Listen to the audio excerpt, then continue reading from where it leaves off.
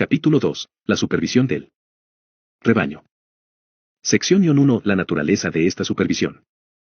Habiéndoles mostrado en qué consiste tener cuidado de sí mismos, procedo a mostrarles a continuación en qué consiste el tener cuidado de todo el rebaño.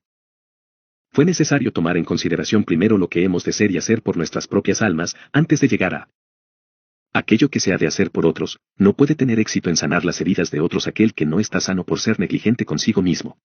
No beneficia a su prójimo ni a él mismo. No puede levantar a otros si él mismo se cae. Sí, no puede hacerlo sin que todas sus labores acaben convirtiéndose en nada, porque el corazón y la vida del que las hace, no son nada.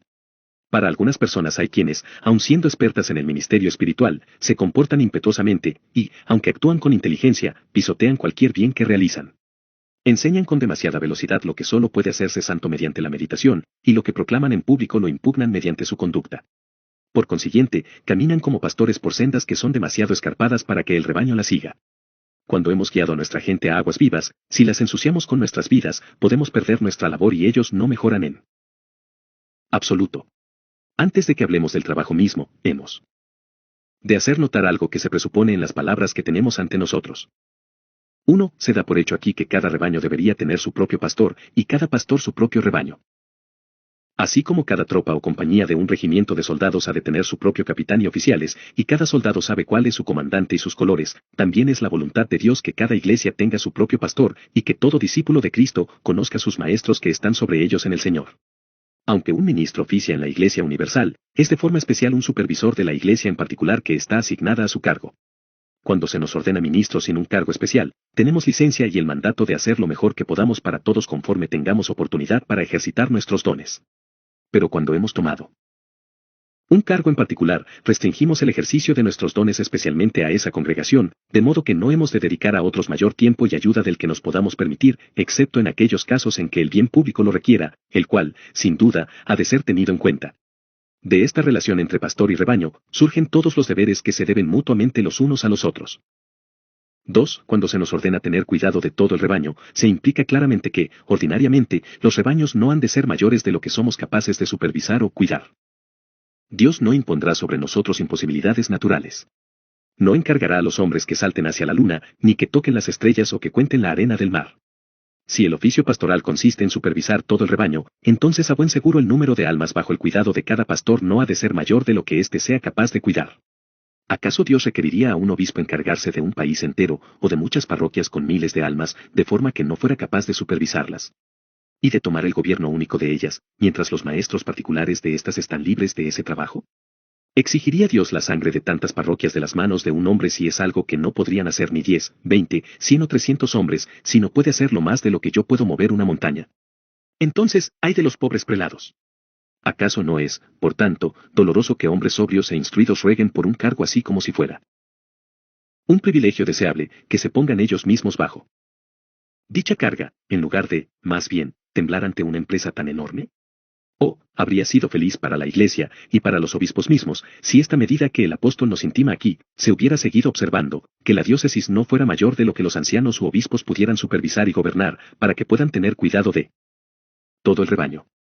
O bien que los pastores se hubieran multiplicado conforme las iglesias aumentaban, y el número de supervisores fuera proporcional al número de almas, para que la obra no se deshiciera mientras que ellos asumen títulos vacíos y emprenden lo que es imposible. Que, más bien, hubieran orado al Señor de la mies para que enviase más obreros, proporcionales al trabajo, y no lo hubieran llevado a cabo ellos solos. No sería yo quien alabara la prudencia o humildad de un obrero cuya tarea fuera tan grande, que, no solo emprendiera reunir toda la cosecha de su país él mismo, sino que además lo hiciera bajo pena de muerte o condenación, y por si esto fuera poco, luchara por obtener esa prerrogativa. Pero se podría decir que existen otros para enseñar, aunque uno solo es el que gobierna. A esto contesto, bendito sea Dios porque es así, y no gracias a algunos de ellos. Pero, ¿no es el gobierno una gran preocupación para el bien de las almas así como la predicación? Si no es el caso, entonces, ¿qué sentido hay para tener gobernantes en la Iglesia? Si es que sí, entonces, los que lo anulan tomando a cargo imposibilidades, buscan la ruina de las iglesias y de ellos mismos. Si solo la predicación es necesaria, no tengamos nada más que simples predicadores, porque debería haber agitación por tener un gobierno en la Iglesia.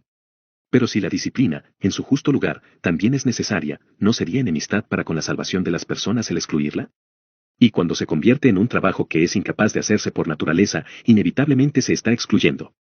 El general que comanda un ejército él solo, bien podría decir: Que sea destruido por falta de órdenes, y el maestro de escuela que quiera supervisar y gobernar todas las escuelas del país él solo, bien podría decir que queden todas sin gobierno.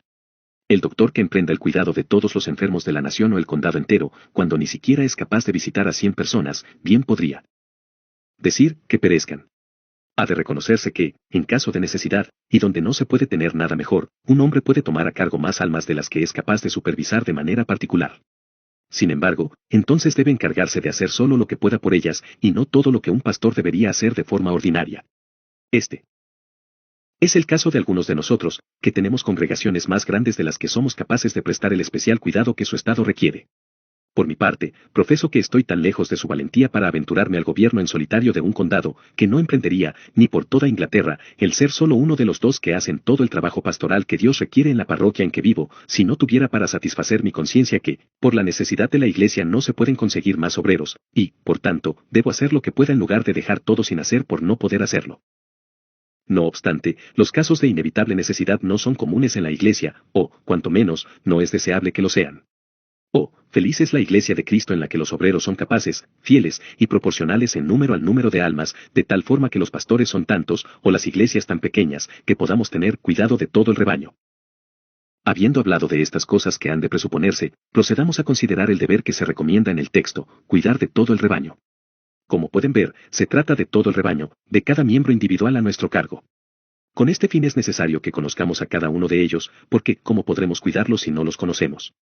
Hemos de esforzarnos por familiarizarnos no solo con las personas, sino con el estado de toda nuestra gente, con sus inclinaciones y conversaciones, saber de cuáles pecados están más en peligro, y qué obligaciones están más inclinados a descuidar, así como las tentaciones a las que son más susceptibles, porque si no conocemos su temperamento o enfermedad, no es probable que acabemos teniendo éxito como médicos.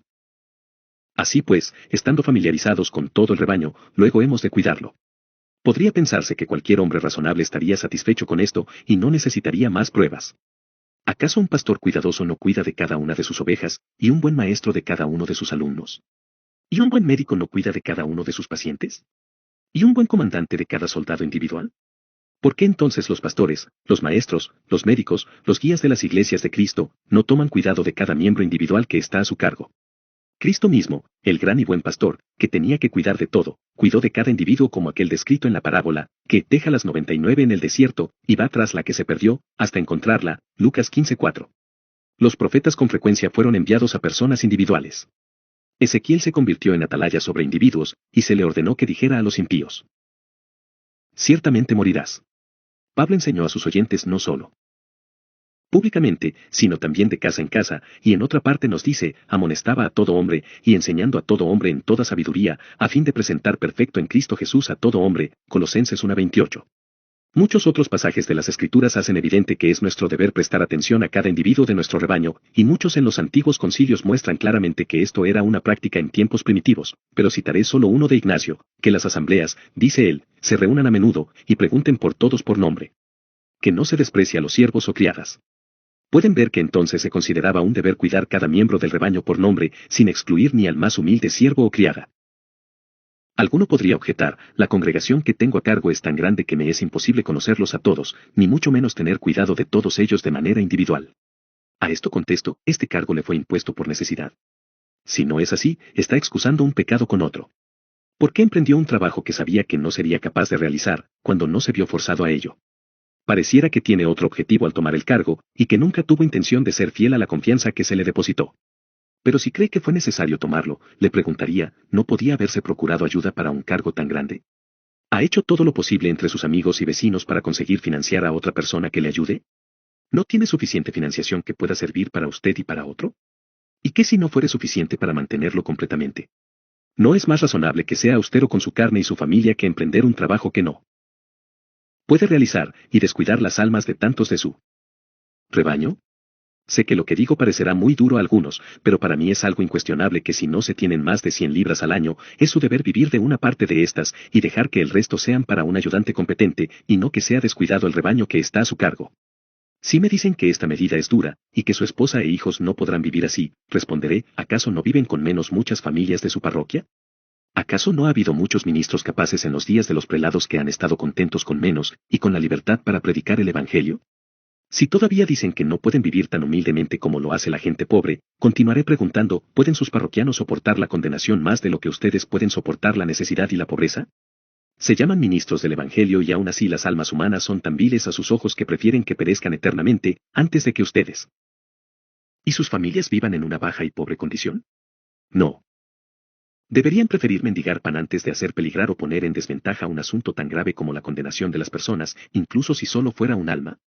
Oh, señores, es algo triste cuando los hombres estudian y hablan acerca del cielo, el infierno, lo pocos que son los que se salvan, lo difícil que es la salvación, y al mismo tiempo no son serios.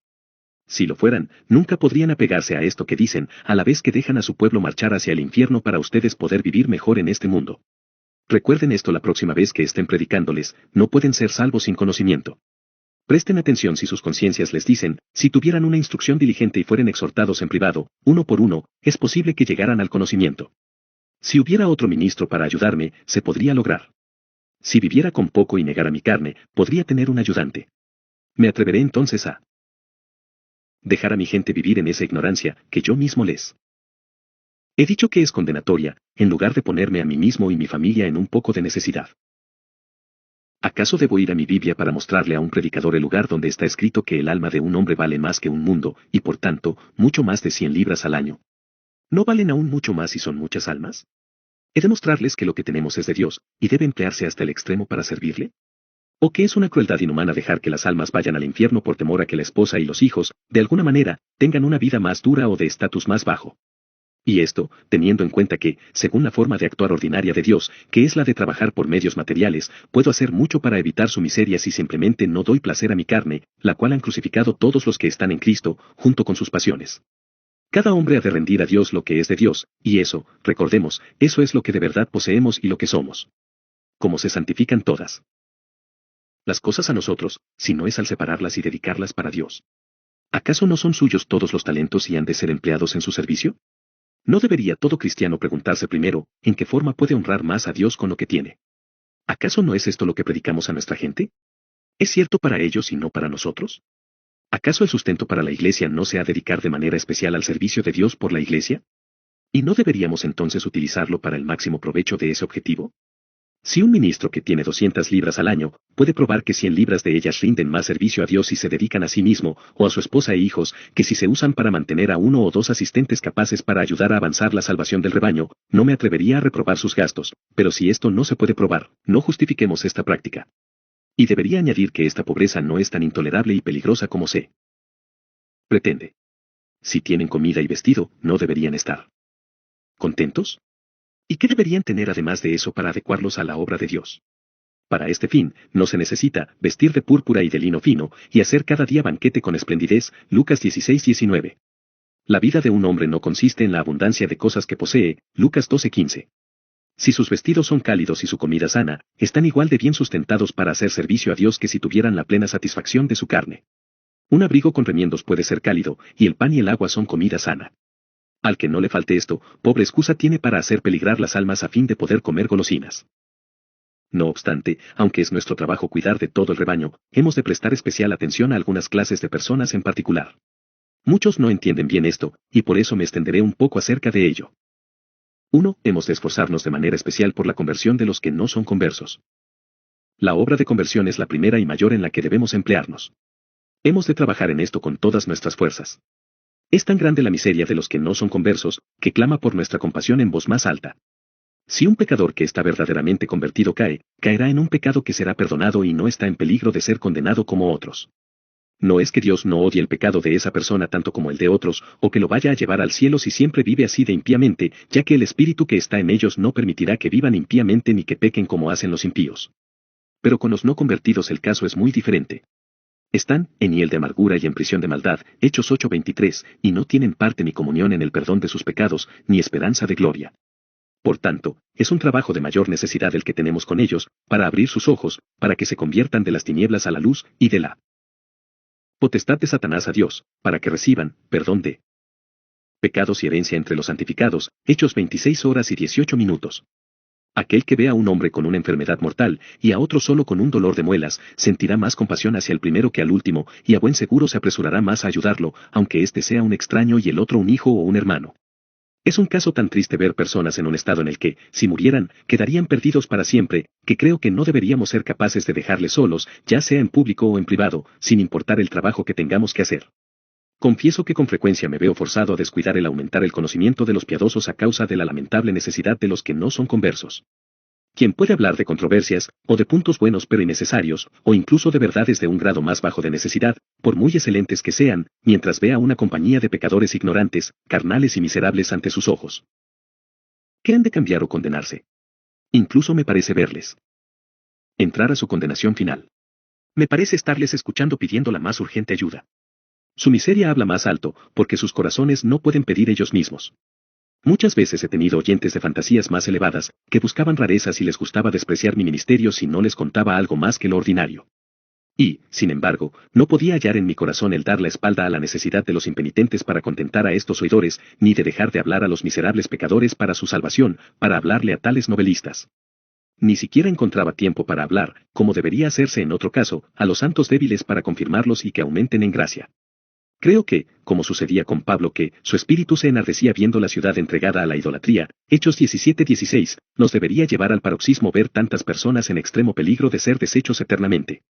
Si por fe los viéramos de verdad a un paso del infierno, esto desataría nuestras lenguas con más eficacia que el peligro en que se encontró Creso, y que dicen que desató la lengua de su hijo. Aquel que deja que un pecador descienda al infierno por no hablarle, se preocupa por las almas menos de lo que lo hizo el Redentor de las almas, y se preocupa menos por su prójimo de lo que la caridad común le obligaría a preocuparse por su mayor enemigo. Oh, hermanos, por tanto, descuiden al que sea, pero no al más miserable. Sea quien sea el que pasen por alto, no olviden a las pobres almas que están bajo la condenación y maldición de la ley, y que estarán esperando cada hora la ejecución infernal si un cambio rápido no lo evita. Oh, clamen tras los impenitentes, y atiendan esta gran obra de la conversión de las almas, sea lo que sea que dejen por hacer. 2. Hemos de estar preparados para aconsejar a los que nos pregunten y acudan a nosotros con casos de conciencia, especialmente ese gran caso que los judíos presentaron a Pedro y el carcelero a Pablo y Silas, ¿qué he de hacer para ser salvo?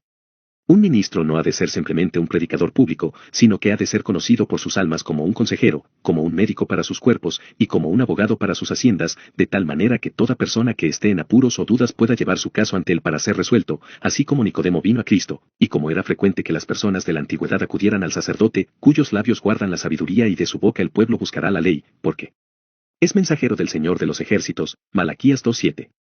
Pero como la gente ha dejado de estar familiarizada con este oficio del ministerio y con su propio deber y necesidad a este respecto, nos corresponde a nosotros darlo a conocer y motivarlos públicamente a que acudan a nosotros a pedir consejo con respecto a las grandes preocupaciones de sus almas.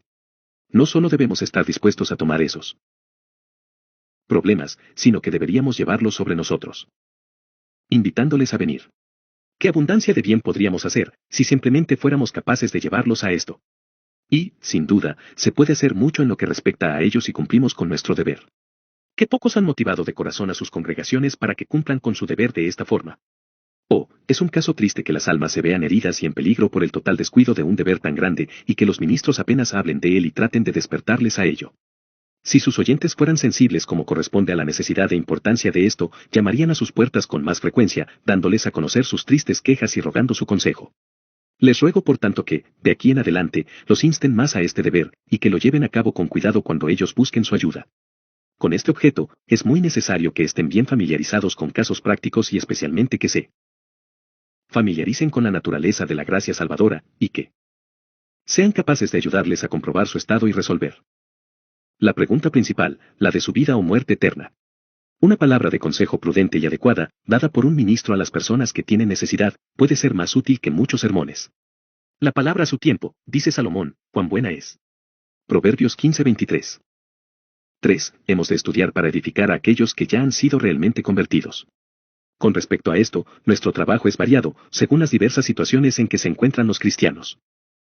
1. Hay muchos de nuestro rebaño que son jóvenes y débiles en la fe, quienes, a pesar de que son antiguos, todavía tienen poca fuerza o poco desempeño. Ciertamente, esta es la condición más común entre los piadosos. La mayoría de ellos se contentan con cantidades bajas de gracia, y no es fácil llevarles a un lugar más alto. Llevarles a opiniones más altivas y estrictas es fácil, es decir, llevarlos de la verdad al error, ya sea a derecha o izquierda, pero aumentar su conocimiento y sus dones no es fácil, e incrementar sus gracias es lo más difícil de todo.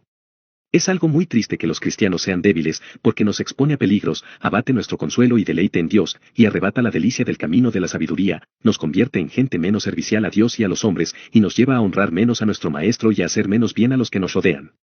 También tenemos poco beneficio al utilizar los medios de gracia. Jugamos con demasiada facilidad con el cebo de la serpiente, y luego nos vemos atrapados por sus astucias. Alguien seductor puede fácilmente agitarnos y hacer aparecer ante nosotros lo bueno como malo y el pecado como un deber, y también lo contrario. Somos menos capaces de resistir y mantenernos en pie en un encuentro, caemos más fácilmente y nos levantamos con más dificultad y estamos más dispuestos para provocar escándalo y reproche sobre nuestra profesión de fe. Cuando somos débiles, nos conocemos menos a nosotros mismos, y estamos más predispuestos a equivocarnos en lo que respecta a nuestra propia situación, sin ver cuando las corrupciones han tomado ventaja sobre nosotros. Somos deshonrosos para el Evangelio por nuestra misma debilidad, y poco útiles para los que nos rodean. En una palabra, aunque vivimos en una situación de poco provecho para nosotros mismos y para otros, estamos demasiado poco dispuestos a morir a ella. Ahora bien, visto que la debilidad entre los convertidos es tan triste, cuán diligentes deberíamos ser en valorar y aumentar su gracia. La fuerza de los cristianos es la honra de la Iglesia. Cuando estamos inflamados por el amor a Dios, y vivimos por una fe viva y que obra, cuando valoramos en poco el provecho y los honores del mundo y nos amamos unos a otros fervientemente de corazón puro, cuando podemos soportar y de corazón perdonar una ofensa, y sufrir gozosamente por la causa de Cristo, estudiar para hacer bien y caminar siendo inofensivos y sin hacer daño en el mundo, y estamos dispuestos para ser siervos de todos los hombres por su bien, cuando nos convertimos en todas las cosas por los hombres para ganarlos para Cristo, absteniéndonos de la apariencia de maldad y sazonando todas las acciones con una buena mezcla de prudencia, humildad, celo y mentalidad celestial, de cuanta honra son los que son así para su profesión. ¡Qué adorno! Para la Iglesia, y de cuánto servicio a Dios y a los hombres. Las personas creerían mejor que el Evangelio viene del cielo si vieran más estos efectos sobre los corazones y las vidas de aquellos que lo profesan. El mundo está mejor capacitado para leer la naturaleza de la fe en la vida de una persona que en la Biblia. Los que no creen a la palabra, se han ganado sin palabra por la conducta de aquellos que son eminentes por su piedad, 1 Pedro 3:1. Por tanto, es una parte muy importante de nuestro trabajo el esforzarnos más en pulir y perfeccionar a los santos, para que puedan ser fuertes en el Señor, y estar equipados para el servicio de su Maestro. 2. Otro tipo de convertidos que necesitan una ayuda especial son aquellos que se esfuerzan bajo alguna corrupción particular que mantiene ocultas sus gracias, y que los convierten en un problema para otros y una carga para sí mismos. Hay demasiados así. Algunos son particularmente adictos al orgullo, otros a una mentalidad mundana, otros a los deseos sensuales, y otros al enfado u otras malas pasiones. Nuestro deber es ayudar a todos estos, y en parte por disuasiones y exposiciones claras de lo aborrecible que es el pecado, en parte por consejos adecuados acerca del remedio, ayudarles a tener una victoria más completa sobre sus corrupciones.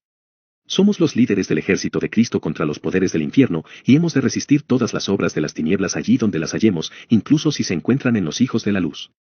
No hemos de consentir más los pecados de los piadosos de lo que consentimos los de los impíos, ni favorecerlos o hacer amistad con ellos.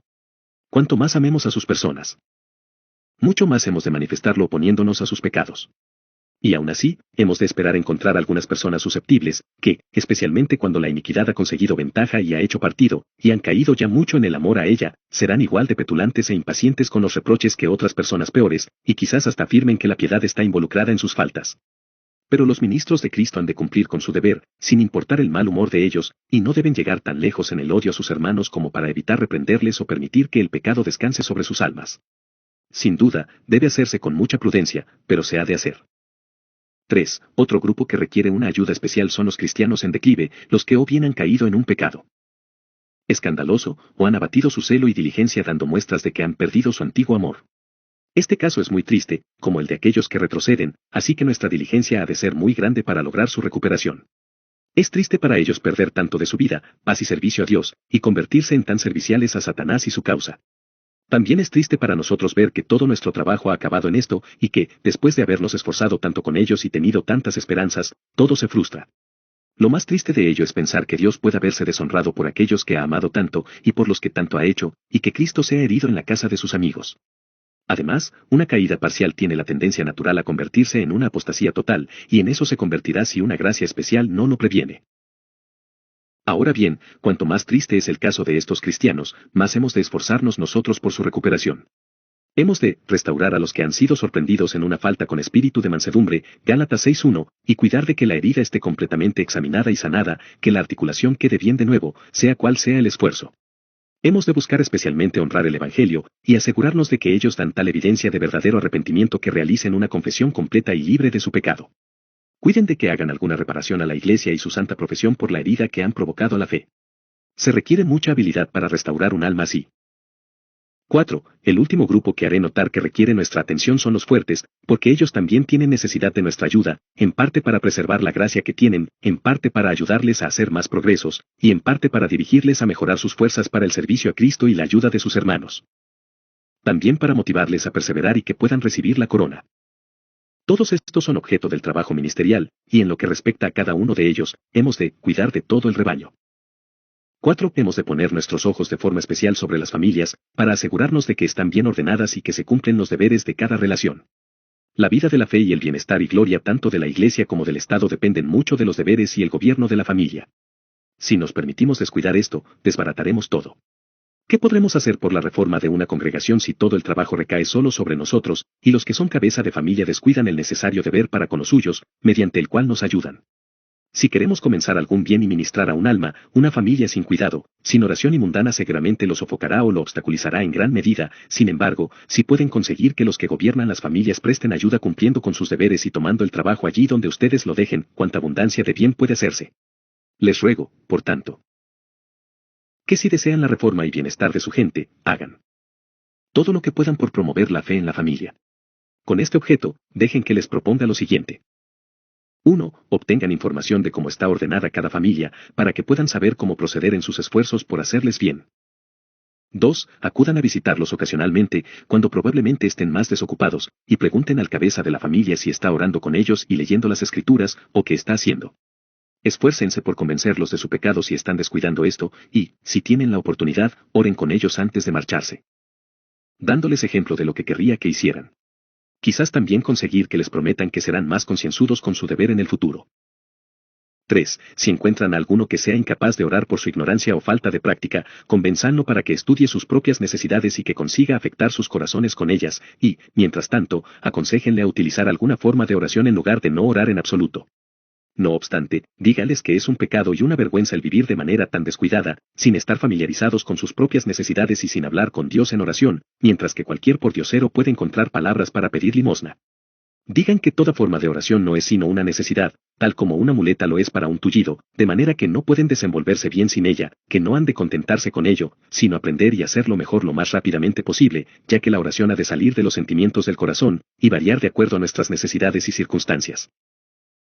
4. Traten de que en cada familia haya algunos libros útiles y motivadores además de la Biblia. Si no hay ninguno, convénzanlos de comprar algunos. Si no pueden comprarlos, denles algunos si es posible. Si no pueden hacerlo ustedes mismos, consigan que algún caballero u otra persona rica y dispuesta a las buenas obras los compren. Luego hagan que los lean por las noches, cuando tengan tiempo, y especialmente en el día del Señor. 5. Guíenlos acerca de cómo pasar el día del Señor, a cómo despachar sus negocios mundanos para evitar cargas y distracciones. Y cuando hayan estado en la iglesia, a cómo pasar el tiempo con sus familias. La vida de la fe depende mucho de esto, porque la gente pobre no tiene otro tiempo libre, y, por tanto, si pierden este tiempo, pierden todo, permaneciendo embrutecidos e ignorantes. Convenzan al Señor de cada familia para que sus hijos y sirvientes le repitan el catecismo cada día de reposo por la tarde, y que le den alguna cuenta de lo que han escuchado en la iglesia durante el día. Les ruego que no descuiden esta importante parte de su trabajo.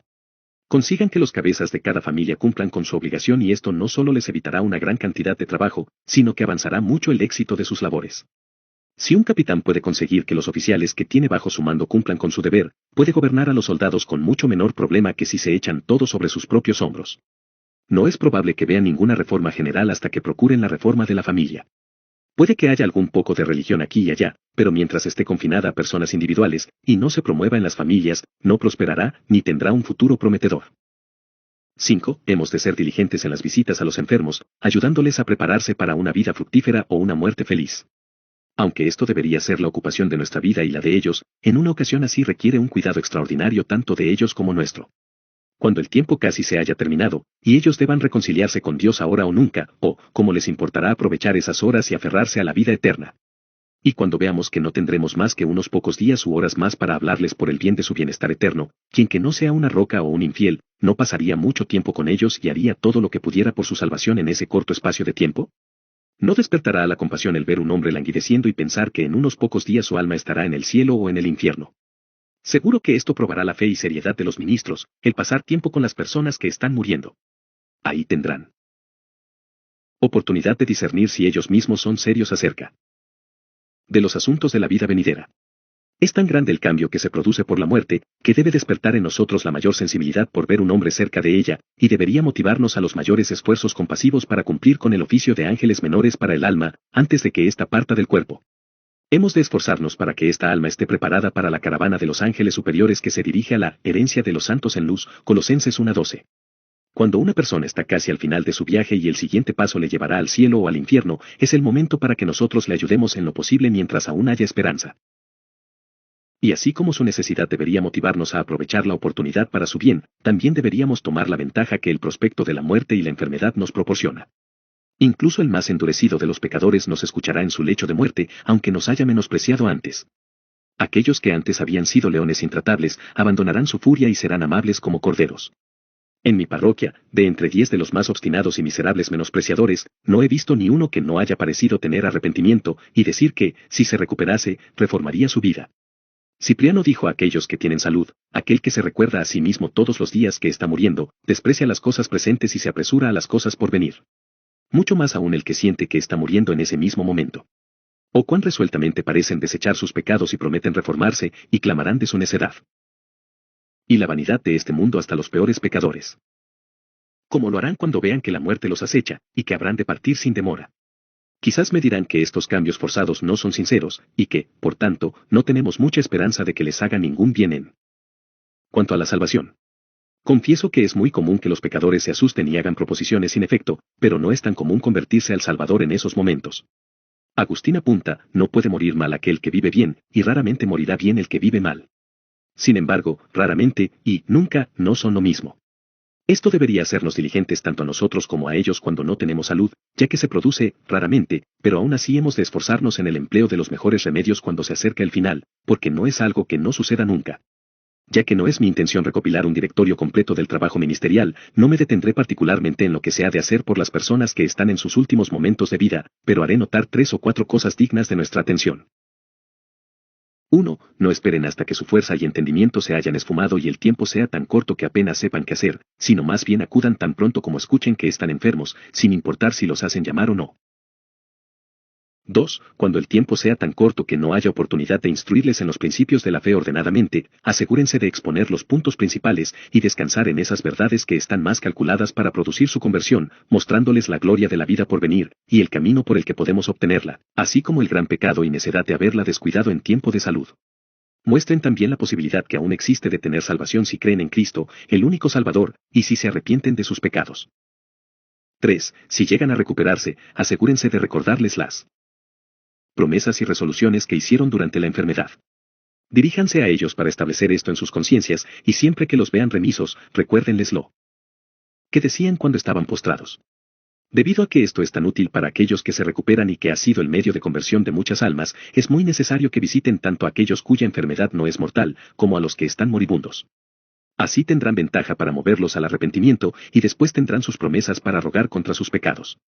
Como el obispo de Colonia respondió al emperador Segismundo cuando éste le preguntó cuál era el camino para ser salvo, debe ser lo que se propuso o prometió ser cuando se vio angustiado por la piedra y la gota. 6. Hemos de reprobar y amonestar a aquellos que viven de manera ofensiva e impenitente. Antes de llevar estos asuntos a la Iglesia o a sus gobernantes, normalmente es más adecuado para el ministro intentar en privado lo que esté en su mano para inclinar al pecador al arrepentimiento, especialmente si no se trata de un crimen público. Se requiere mucha habilidad, y se ha de diferenciar según los distintos temperamentos de los ofensores, pero con la mayoría necesitaremos hablar con la mayor franqueza y poder, para agitar sus descuidados corazones y hacerles ver lo que es jugar con el pecado, que sepan la maldad del mismo y sus tristes efectos en lo que respecta tanto a Dios como a ellos mismos. 7. La última parte de nuestra supervisión que mencionaré es el ejercicio de la disciplina de la Iglesia. Esto consiste en, después de haber realizado la reprensión en privado mencionada anteriormente, realizar otra de carácter más público, combinada con una exhortación al arrepentimiento en oración por el ofensor, restaurando al arrepentido, y excluyendo y evitando al que no se arrepiente. 1. En el caso de ofensas públicas e incluso aquellas que son de una naturaleza más privada en las que el ofensor continúa sin arrepentirse, este ha de reprenderse ante todos e invitarle de nuevo al arrepentimiento. No es que esto sea menos nuestro deber porque hayamos tomado tan poca conciencia de su práctica. No es solo un mandamiento de Cristo el contarlo a la iglesia, sino que también el de Pablo que dijo, reprendedlo delante de todos, 1 Timoteo 5:20. La iglesia lo practicaba constantemente, hasta que el egoísmo y la formalidad los retrajo en este y en otros deberes. No hay lugar a dudas de que este es nuestro deber, así como no hay duda de que no hemos sido fieles en llevarlo a cabo. Muchos de nosotros, que estarían avergonzados de omitir el predicar o el orar la mitad de veces, han considerado en poco el descuidar voluntariamente esta obligación y otras partes de la disciplina durante tanto tiempo como lo hemos hecho. Pensamos poco en cómo hemos llevado la culpa de las malas palabras, la ebriedad, la fornicación y otros crímenes sobre nuestras cabezas al descuidar el empleo de los medios que Dios ha dispuesto para la cura de los mismos. Si alguno dijera que hay poca probabilidad de que una reprensión pública les haga bien, y que más bien montarán en ira por la vergüenza de la misma, le respondo. No le corresponde a una criatura juzgar que las ordenanzas de Dios son inútiles, o reprobar el servicio de Dios en lugar de llevarlo a cabo, y poner su sabiduría en oposición a la de su Creador. Dios puede hacer que sus propias ordenanzas sean útiles, de lo contrario, nunca las hubiera dispuesto. B. La utilidad de la disciplina es aparente al avergonzar el pecado y humillar al pecador, manifestando la santidad de Cristo y la de su iglesia y doctrina, ante los ojos del mundo. C. ¿Qué harán con tales pecadores? ¿Los abandonarán como si fueran casos perdidos? Eso sería más cruel que reprenderles. ¿Emplearán otros medios? ¿Por qué? C. Supone que los demás medios han sido empleados sin éxito, porque este es el último remedio. D. La utilidad principal de la disciplina pública no es para el ofensor en sí mismo, sino para la iglesia. Tiene mucha utilidad para disuadir a otros de cometer crímenes similares, y por tanto mantiene a la congregación y su alabanza pura. Séneca podría decir, el que excusa los males presentes los transmite a la posteridad, y en otra parte dice, aquel que deja ir al culpable, hace daño a los buenos. 2. Junto con la reprensión hemos de exhortar al ofensor al arrepentimiento y la expresión pública del mismo para la satisfacción de la iglesia. Ya que la iglesia está obligada a evitar la comunión con pecadores impenitentes escandalosos, cuando han tenido evidencia de su pecado, deben tener también alguna evidencia de su arrepentimiento, porque no podemos saber si están arrepentidos sin evidencias, y qué evidencia puede tener la iglesia sino su profesión de arrepentimiento y después la reforma. He de confesar que se ha de ejercitar mucha prudencia en tales procedimientos, no vaya a ser que hagamos más daño que bien, pero debe ser una prudencia cristiana conforme a las obligaciones ordenadas, y que se acomode a sus fines, no una prudencia carnal que las debilite o las excluya. Al llevar a cabo esta obligación, hemos conducirnos humildemente incluso cuando la administramos más duramente, y mostrar que no proviene de mala voluntad ni enseñoreándonos, ni tampoco como venganza de una afrenta, sino del deber necesario que no podemos descuidar conscientemente. Se puede tratar de mostrar a la gente los mandamientos de Dios que nos obligan a hacer lo que hacemos, con palabras como las siguientes: hermanos, el pecado es tan aborrecible y malvado a los ojos del Dios Santísimo, y los pecadores impenitentes se lo toman tan a la ligera, que Él ha provisto los eternos tormentos del infierno para el castigo del mismo. Y no hay medios que puedan prevenir ese castigo que sean inferiores al sacrificio del Hijo de Dios, aplicado a aquellos que verdaderamente se arrepienten y abandonan el pecado. Por tanto Dios, que llama a todos los hombres al arrepentimiento, nos ordena, exhortaos los unos a los otros cada día, entre tanto que se dice, hoy, para que ninguno de vosotros se endurezca por el engaño del pecado, Hebreos 3:13, y que no aborrezcamos a nuestros hermanos en nuestro corazón, sino que los reprendamos sabiamente y no permitamos que el pecado esté sobre ellos, Levítico 19:17, y que si nuestro hermano nos ofende, le hagamos ver su falta entre él y nosotros, si no nos escucha, llevemos 2 o 3 más con nosotros, y que si no los escucha, hemos de decirle a la iglesia, y si no escucha a la iglesia, hemos de tenerle por gentil y publicano, Mateo 18, 15-17, y a aquellos que pecan, hemos de reprenderles ante todos, para que teman, 1 Timoteo 5:20, y hacerlo con toda autoridad, Tito 2:15, sí, hasta si un apóstol de Cristo pecara abiertamente, ha de ser reprendido en público, como Pablo hizo con Pedro, Gálatas 2:11, 14, y si no se arrepiente, hemos de evitarle, y no comer con aquel, 2 Tesalonicenses 3:6, 11, 12, 14, 1 Corintios 5, 11-13. Habiendo escuchado de la escandalosa conducta de AB de esta iglesia, o parroquia, y habiendo recibido pruebas suficientes de que ha cometido el aborrecible pecado hemos tratado con él seriamente para llevarlo al arrepentimiento, pero, para dolor de nuestros corazones, no percibimos un resultado satisfactorio de nuestros esfuerzos, sino que parece permanecer impenitente, o sigue viviendo en el mismo pecado a pesar de que profesa arrepentimiento verbalmente. Por consiguiente, juzgamos nuestro deber proceder al empleo de aquel remedio que Cristo nos ordenó, y, por eso, le rogamos, en el nombre del Señor que, sin más dilación, ponga en su corazón la grandeza de su pecado, el mal que le ha hecho a Cristo y a sí mismo, y el escándalo y dolor que ha causado a otros. Con fervor se lo ruego por Amor a su propia alma, para que considere qué es lo que puede ganar por su pecado e impenitencia, y si compensa la pérdida de la vida eterna. Como si permanece en este impenitente estado, piensa permanecer en pie ante Dios el día del juicio o estar ante el Señor Jesús, cuando la muerte arrebate su alma del cuerpo. Como mensajero de Jesucristo, se lo ruego por el bien de su propia alma. Le requiero, ya que, de lo contrario, responderá ante el tribunal de Dios, que abandone su endurecimiento y la impenitencia de su corazón, y confiese sin fingimientos lamentando sus pecados ante Dios y la congregación. Este deseo lo hago público, no por mala voluntad hacia su persona, como sabe el Señor, sino por amor a su alma y en obediencia a Cristo, quien ha hecho de esto mi deber, deseando que, si es posible, sea salvado de su pecado y del poder de Satanás, y de la eterna ira de Dios, y pueda reconciliarse con él y su iglesia, y que, por tanto se vea humillado por un verdadero arrepentimiento antes de ser humillado por una condenación sin remedio. Así concibo que deban llevarse a cabo nuestras admoniciones públicas, y, en algunos casos en los que el pecador considere que su pecado es pequeño, puede ser necesario apuntar a las consecuencias del mismo, particularmente citando algunos pasajes de las Escrituras que hablan de su maldad y peligro. 3. Con estas reprensiones y exhortaciones, hemos de unirnos a las oraciones de la congregación por el ofensor. Esto es algo que debe hacerse en todo caso de disciplina, pero particularmente si el ofensor no está presente para recibir la admonición, o no da evidencia de arrepentimiento ni muestra deseo de que la congregación ore por él. En tales casos, especialmente, es adecuado que roguemos por las oraciones de la congregación nosotros mismos, llevándoles a considerar la temible condición en la que está el impenitente y a sentir lástima por la pobre alma que está tan cegada por el pecado y Satanás que no puede sentir lástima por ella misma. Hacerles pensar en lo que supone presentarse ante el Dios viviente en un caso así, y, por tanto, que se unan en ferviente oración a Dios para que abra sus ojos y ablande y humille su tosudo corazón antes de que esté en el infierno más allá de todo remedio. Y, adecuadamente, oremos nosotros fervientemente por él.